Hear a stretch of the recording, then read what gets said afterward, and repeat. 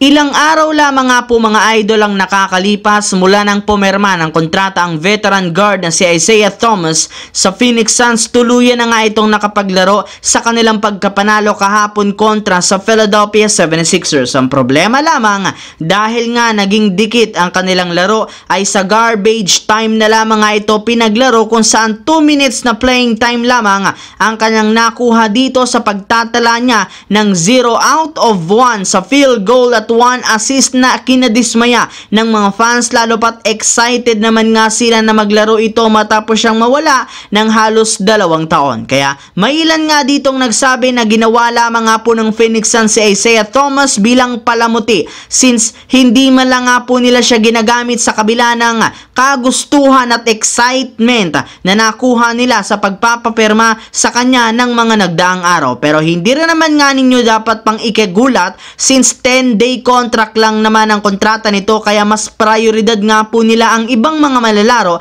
na merong mas malaking kontrata. Isa pa, kakasali pa lang naman nga nito sa kanilang team kaya hindi pa nito gamay ang ginagawang play ng kanyang kupunan. Sa kabila nga po mga idol ng karami-raming mga magagaling na batang big man na available sa free agency na pwedeng ipalit ng Los Angeles Lakers sa kanilang sentro na si Christian Wood na tuluyan ang out for the regular season, halos lahat pa rin naman nga po ng kanilang mga fans pinipilit sa kanilang team ang ideya na pagkuha nila kay Dwight Howard. Yes mga idol, kung meron man nga pong isang big man ngayon na kayang makatulong kay Anthony Davis sa kanilang front court, eto nga walang iba kundi si Howard na merong malakas na katawan na ipangtatapat kay Nikola Jokic at Domantas Sabonis. Well, bagamat man hindi na ganun ka-healthy ang kanyang katawan dahil sa kanyang edad, mapapakinabangan rin naman nga nila ito ng sobra kumpara sa ibang mga batang player na natutulala at hindi nakakagalaw sa tuwing ikaharap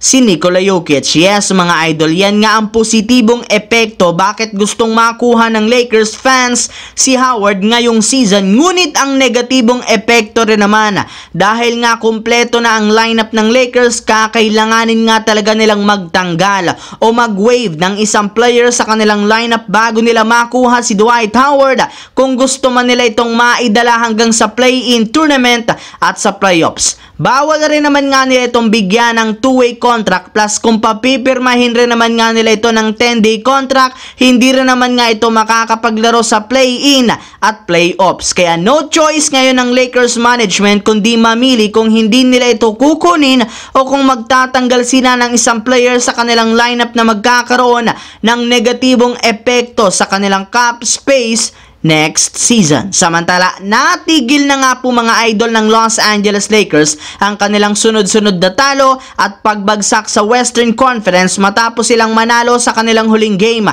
laban sa Portland Trail Blazers. Pero kasabay nga po ng kanilang pagkapanalo, inulan rin naman nga ng sari-saring katanungan at pambabatikos ang kanilang superstar na si James Harden matapos nitong subukang sabayan at supalpalin ang ginawang 3-pointer ni Kawhi Leonard sa third quarter ng kanilang laro habang tambak ang Blazers. Pero ayon rin naman nga po mga idol sa naging pahayag ni James Harden, sinubukan lang naman nga po niyang magbigay ng kaunting adjustment sa kanilang kupunan. Alam rin naman nga po ninyo na hindi naging maganda ang nangyari sa kanilang team dahil sunod-sunod nga ang talo nito, kaya sinubukan lamang nga pong gumawa nito ng energy at magandang epekto sa kanyang mga kakampi. Mas maganda nga daw sana kung naipasok ni Kawhi ang 3-pointer, ngunit kahit ganon, nagbigay lamang nga po siya ng isang bagay na ikatutuwa at ika-excite ng kanyang mga kakampi sa kanilang naging laro na siyang makakatulong gumanda muli ang mood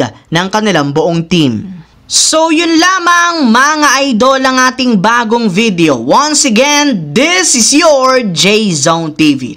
Huwag kalimutang mag-like at syempre mag-subscribe, pindutin ang notification bell sa akin channel para lagi kayo maging updated sa mga videos na pinapalabas ko. Isang malaking shoutout sa lahat mga idol, maraming salamat po.